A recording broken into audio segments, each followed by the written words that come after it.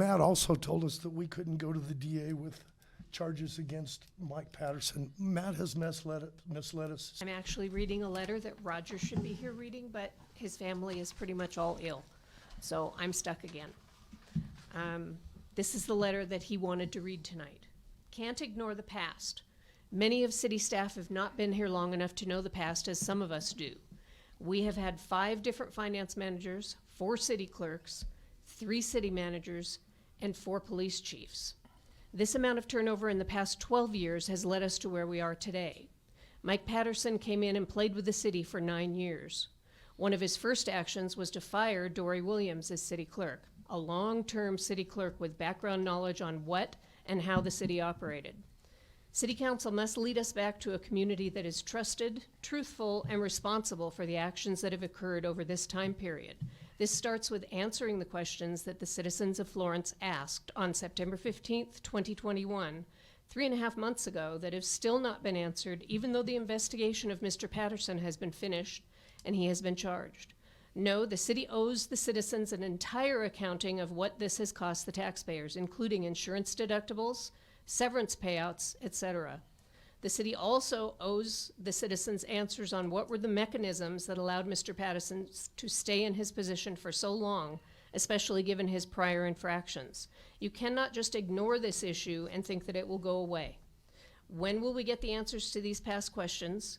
We hate to keep barraging the city for this information, but since no one seems to want to deal with this issue and communicate with our citizens, you're quickly reducing our options to get this information to only one solution. And the last thing the city needs is another lawsuit. Accountability must be taken by the city, those that allowed this to happen, so that we can put the processes in place so that it cannot happen again. Thank you. This room, you can hear things. If someone has a problem with the questions I ask, tough. If you don't like it, there's the door. And that includes your employees. Okay? I've said it once. I'm not going to say it again. Anybody has any questions or problems with the questions I'm asking, there's the door. I'm tired of hearing it. Thank you. I noted the citizen discontinuation of the trash service April 1st. I'd like to protest that and ask that the trash service be reinstated because I think it is a necessary and important city service, and I would like to see that continued. Thank you. Sorry. I actually wanted to discuss it in executive session. Okay. Mr. Nicely, we will just discuss those in executive session. Sorry, we're gonna talk about both the appointments and the parking committee in executive session, like all of that's.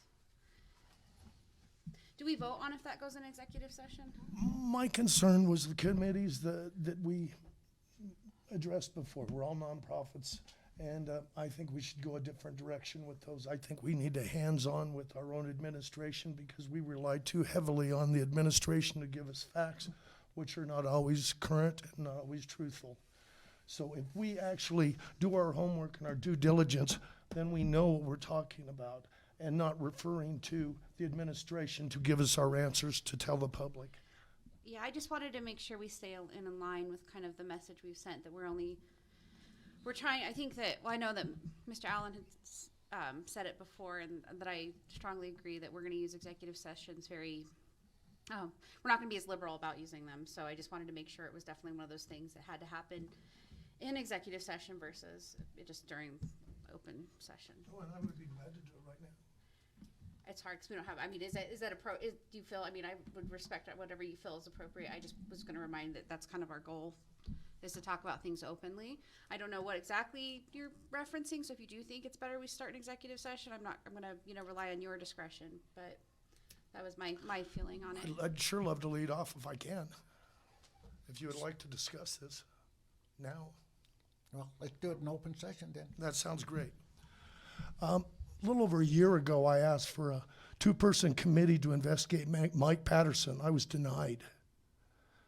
But yet, I was expected to attend nonprofit organizations' meetings to come back and give my findings with those meetings. That's not my job. If those nonprofit organizations really want to address the city, they need to come here themselves. My job is to make sure that the administration stays in line with what we say. Now, the only way that we know that they are staying in line with what we say is if we actually get into it with our own hands, with our own mind, if we have physical evidence, empirical evidence, so we can come and tell our people, this is what we found out.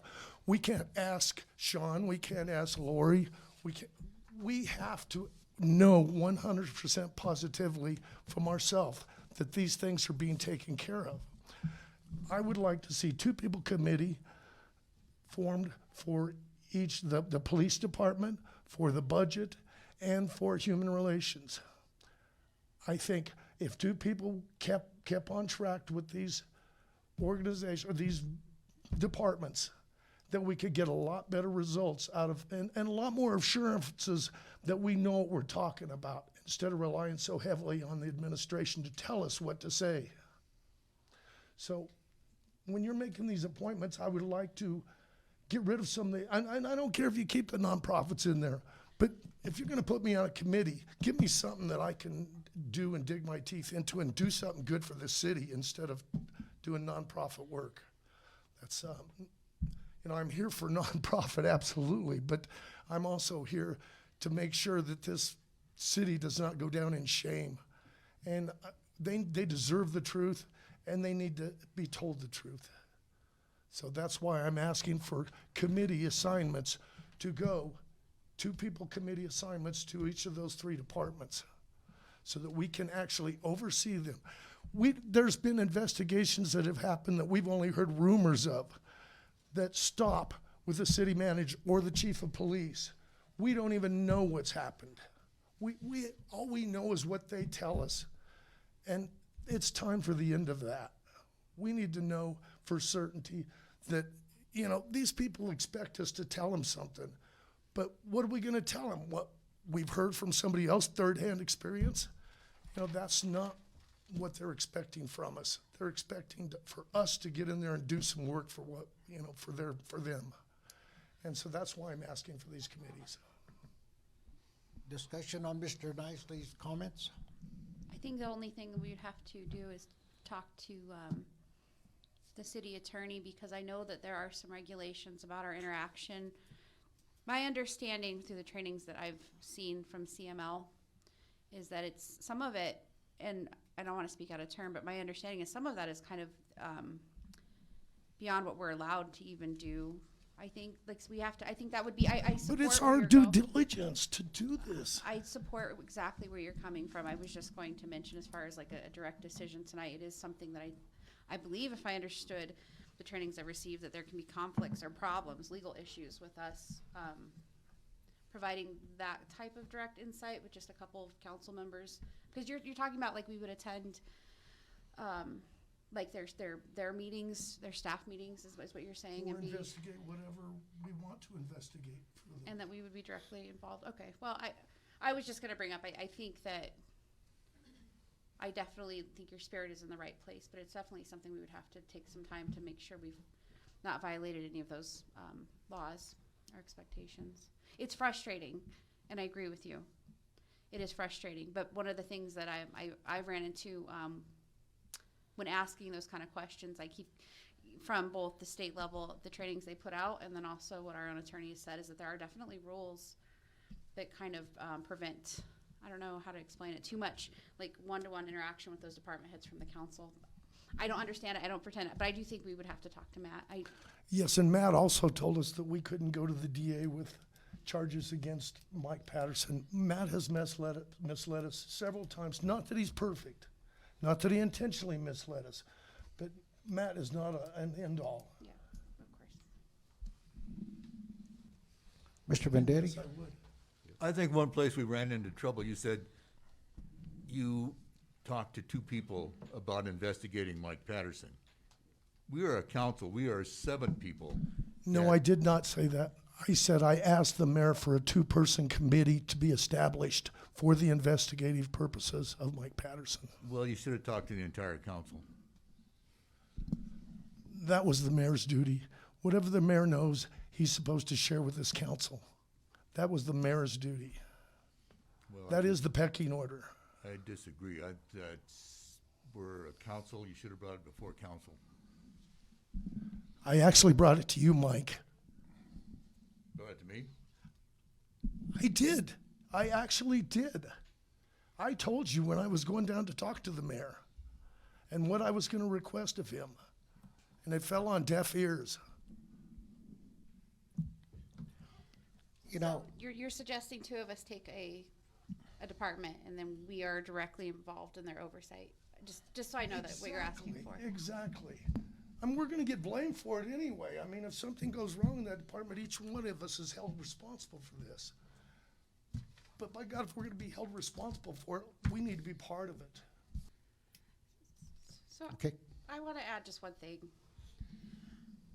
I spent a lot of time this last year going through state trainings online because I felt it was my responsibility, obviously, taking this position.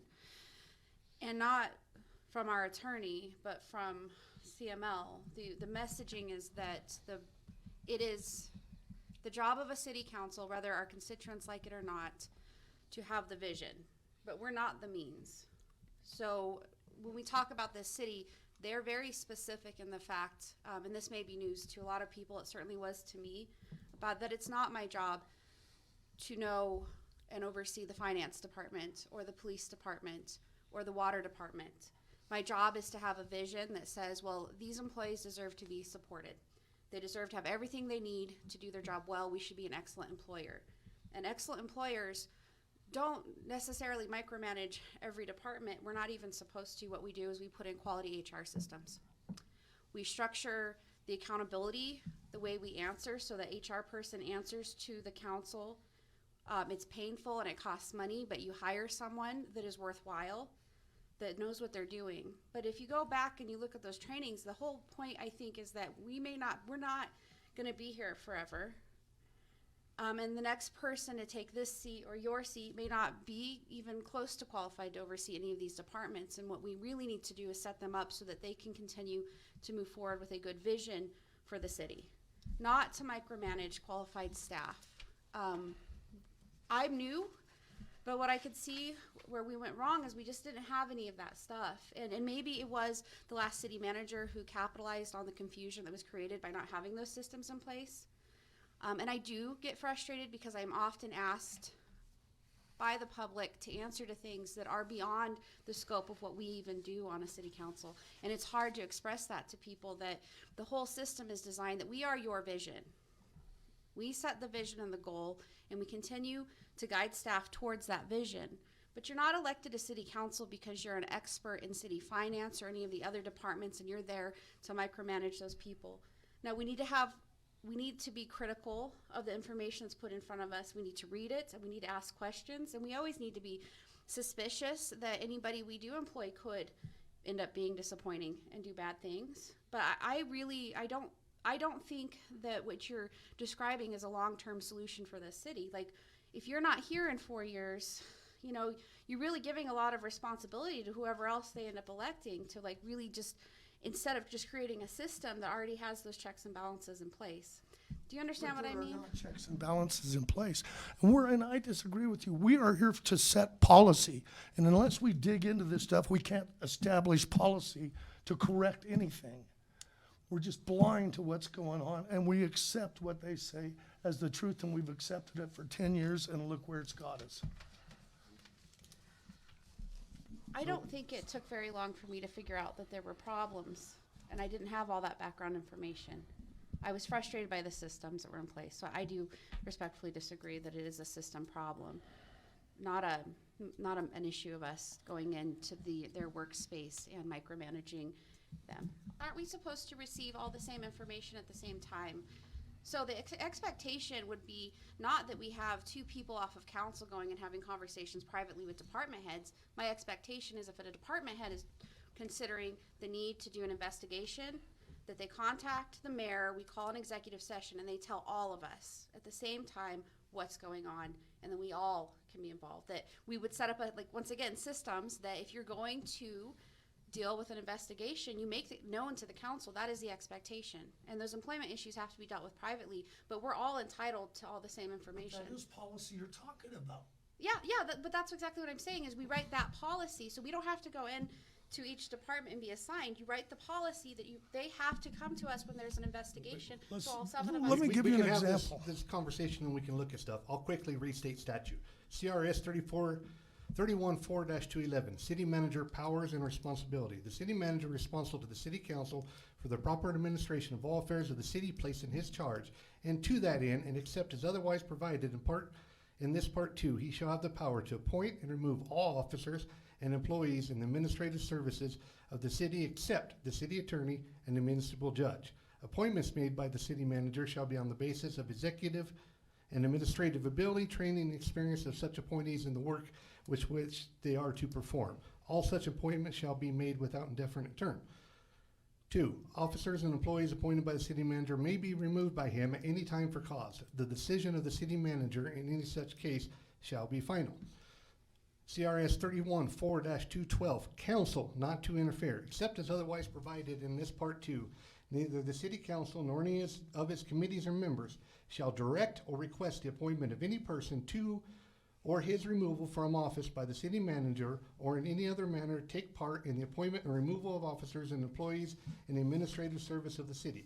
The city council and the members shall deal with that portion of the administrative service for which the city manager is responsible solely through the city manager, and neither the city council nor any member thereof shall give orders to any subordinate of the city, either publicly or privately. Any violation of this provisions of this section by a member of the city council constitutes misconduct and is punishable in such manner as may be determined by the other members of city council.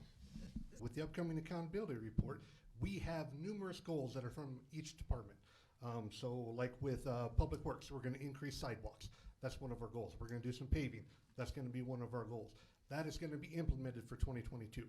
We've also been suggested that we do a strategic plan so we can set the goals. We start budget talks early in July so that we can start setting these goals and then start figuring out the mechanisms to meet them.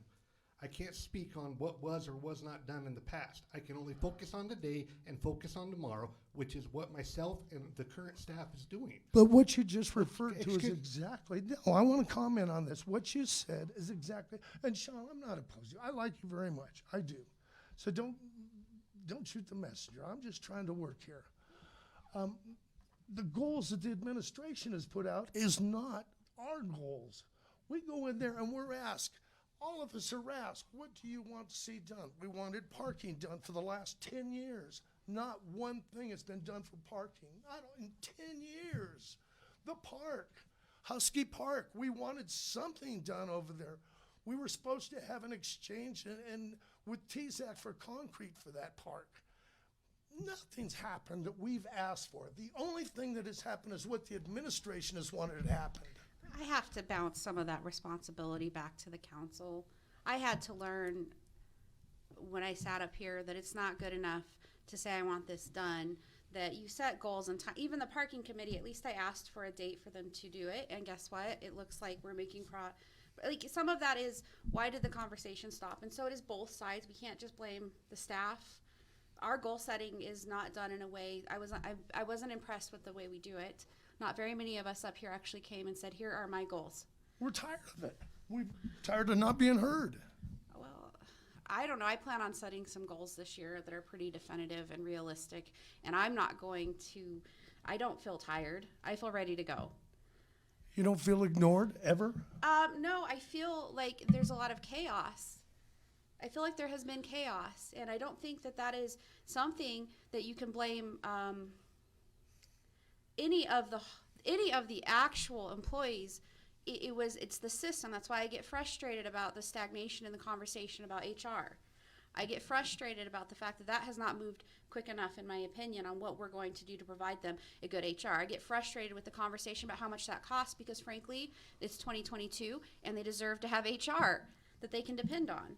If those things were in place, we could move forward. And you have to, at some point, look at yourself and say, okay, so when you asked for something to happen, how many times do you come back and follow through with it? Or do we just wait for the staff to feed us this information? And what I've seen, and this isn't an attack on any of my council members that I've served with, I think I respect all of you, but I do think that there was this bizarre culture where we would have conversations, and then by the time we get to the next meeting, there wasn't even a space for us to talk about the things we thought were important. Exactly. Right, and so what we did with the new mayor, and actually right before Mr. Upton left, we're trying to rearrange the whole. That's the whole point of rearranging the agenda, is to give us more freedom to have these conversations, and also it's the reason why we're not using executive sessions anymore to have these conversations, because that was another roadblock. If we're talking about it behind closed doors, and then it's just another way to delay action from happening. And so I think we're all working in the right direction to fix those things, but I don't want to sit here. I'm not going to lay that burden on the staff.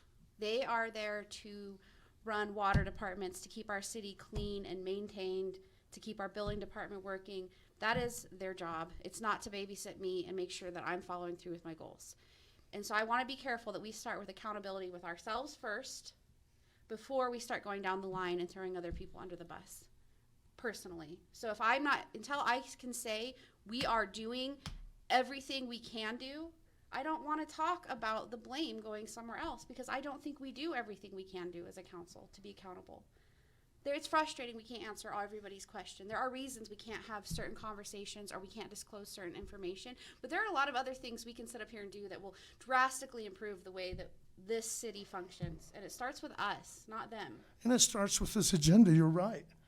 And the agenda is not much changed from the last, since I've ever been involved. Well, this in it. conversation- We still don't have, yes, we are. We're having some constructive, criticisms right now. And I appreciate that. And that is what we need to move forward. You said work together. And so this is something I'm sure my staff is tired of hearing. Since I have been here, the whole operation that I want out of this, one city, one mission. Mr. Jart? Thanks, Sean, for bringing that up, reading it out of statute with the duty not to interfere. In 17 years, that's the first time I've heard it by anyone sitting up there.